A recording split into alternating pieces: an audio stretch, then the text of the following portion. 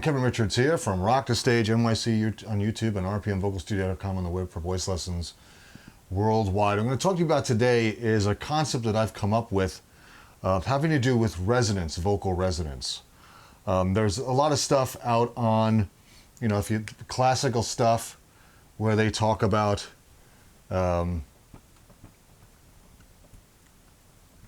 placement or placements, vocal placement of your voice. And to me, this is a bad concept. Or let's just say it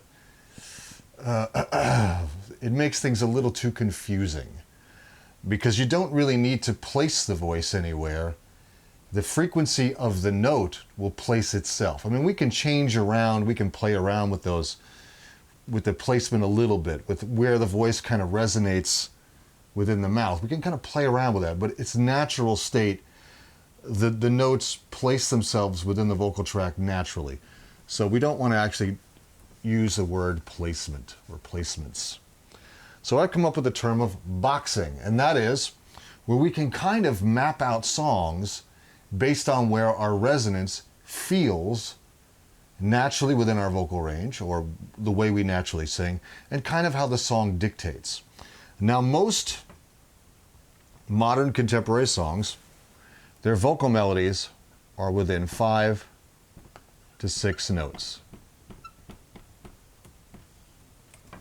at a time, pretty much. When you have a vocal scale, a classical vocal scale,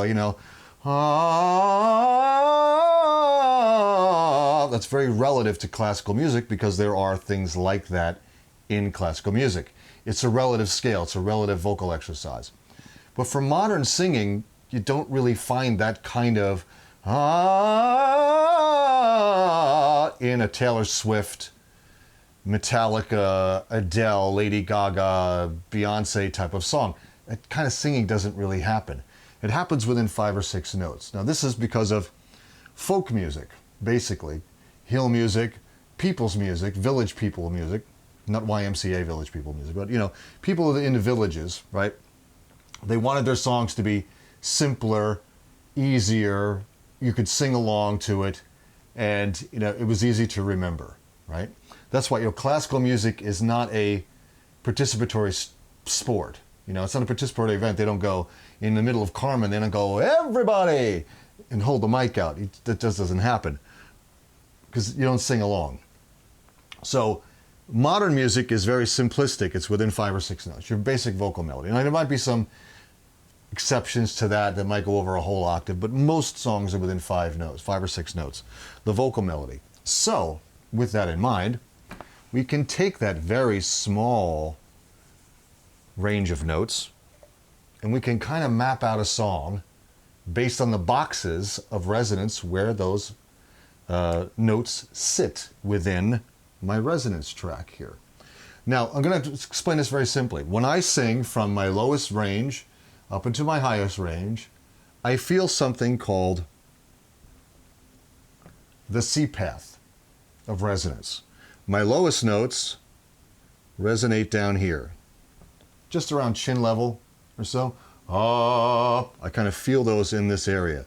As I sing up towards the middle of my mouth, towards middle C or so, I feel that it even sounds very here in the middle of my mouth, middle resonance. Then as I keep going up, I feel that up here on the roof of my mouth. These are where my high notes sink, or my upper resonance kind of sits up here. Some people call that in the mask, roof of the mouth, palate resonance, pharyngeal resonance, whatever you want to call it. But either way, it follows this low, mid to high sort of path, right? Now, when you're singing certain songs, they will sit somewhere along this path. So if now the turnaround here from the middle of the mouth here up to the upper portion, right here, for most male voices, right around here, this transition here, is where that E to F sharp area happens. That, the passaggio, the weird thing that happens with the voice. happens right around that turnaround, just as you kind of get over the midpoint of male vocal resonance. As you go past that midpoint is usually where most male voices start to go a little twitchy. That's because most males speak right here. We speak right across the top of our tongue and down. Like I just did, I inflected downward. So we have a lot of sympathetic vibration here within the jaw and the back of the mouth and all that. This kind of vibrates when we talk. As we sing up past that midpoint, our brains kind of freak out because this sympathetic vibration is starting to disappear. When I sing a higher note, you know, I don't feel any vibration down here. To my brain, that's wrong. So you get what's pulling chest is really suppressing head voice. It's really a suppression of head voice. You're not really pulling chest voice up. You're suppressing head voice from happening. You're basically suppressing chest voice. You're actually holding it down. The brain does not want the voice to resonate above this midpoint.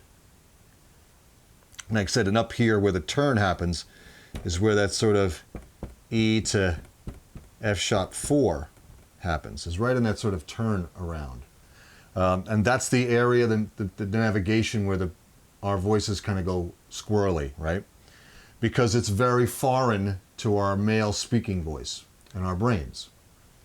So, how do we box? Well, if you know kind of, okay, my high C is up here, my middle C is here, and my low C is down here, if we work within that kind of C3 to C5 framework, we can kind of map out a song. So if a song is sitting, say around E, C to F above middle C, you know, based on middle C is right in the middle of the mouth, that resonance needs to sit up in this area or in this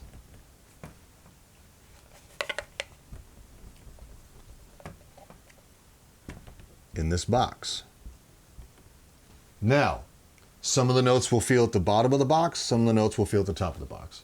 But they'll all feel within this general area. You will not feel middle C down here and then the F4 up there. You'll feel them all in this general area within this box, because a range of 5 to 6 notes in resonance, they're all right next to each other. In terms of where you feel them internally, they're all neighbors. It's, 2A, 2B, and 2C. They're not on different floors. They're apartments right next to each other. They live right next door. But they do not have an exact address. They're kind of, because you can sing this F sharp here, you can sing it lightly or you can sing it heavy, and it'll feel either towards the top of that box or towards the bottom of the box based on how heavy or how light you sing it. But it's still in this general area, in that box. So let's say the verses are lower. You're going to feel those. Let's say they're the G below middle C, right? Or maybe it's really low, like a Johnny Cash song or an Elvis song. You're going to feel most of that resonance down in here, in this boxy area. So you can kind of map out a song. Okay, well, the verses are here and the chorus is up there. So when I'm singing, this is where I need to feel those notes, in these boxes. So I don't need to think, okay, well, I need to put this note here and that note there. I just kind of know it needs to be in this general area. So placement is not a good thing. Put them in a general box or a zone. As I like to tell my students, notes don't have an exact address. They kind of just have a neighborhood that they live in. They kind of have a little box. So if you're singing stuff that's mostly around middle C, you know they're going to be singing basically back here in the middle of your mouth. You're not going to feel it way up here. You're not going to feel it way down there. You're going to feel it in this box. If you're singing a Johnny Cash song, it's going to feel mostly down in this area, maybe with a little bit of that. You're singing Journey, that's mostly going to feel mid and upper. You're going to have to sing some stuff where it's going to feel in the roof of your mouth and some stuff up here towards the back of the roof of your mouth. You know it's in that box and area. So when you're singing it, if I'm feeling those notes up in that area, I'm in the right place for my resonance. I'm in the right box. This is how, so we don't have to think about placement. Well, I have to put this note in chest voice and that note in head voice and this note is mix. No, no, no. They're in a box. I hope this makes sense to people. It does when I mean, I'm trying not to go on for a half hour about this, but this is generally it. So, you know, you can say, okay, my verses need to feel here and the chorus feels up there. So when you're singing it, you know you need to feel those notes in these sort of resonance areas, in these little boxes. Now, say if I'm going through like a 5-tone scale around middle C,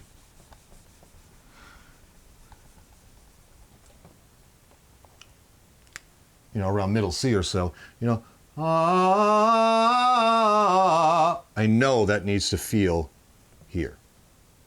I can't try to sing it down here and I can't try to sing it up there. The resonance is out of place. It's not in the right spot. It's not in the right box, the right zone. Since it's around middle C, I know I need to feel that in the middle of my mouth, across the top of the tongue. If I'm singing up higher, up, I know I need to feel that up here, because that's more towards the high C, and it follows that C path, right, of low, mids, and highs. If I'm going up, I know it's down here. Now, as you sing up in range, you're going to feel the subtle shift of that movement, but it moves always in this area, back behind the tongue and across the roof of the mouth. You can think of this as the floor, the back wall, and then the ceiling. So I hope this concept of boxing, it's hard to kind of, you know, just show you like this. When I'm going through examples with students, it's easier to kind of understand this concept. But I just kind of want to introduce you to this because I'm going to be using this concept in my Loud and Clear program of boxing. The next video is going to be on vowel shaping. I've talked about this in some other videos, but I'm actually going to write it out here for you guys. So, till next time, this is Kevin Richards. Keep rocking, keep practicing. See ya.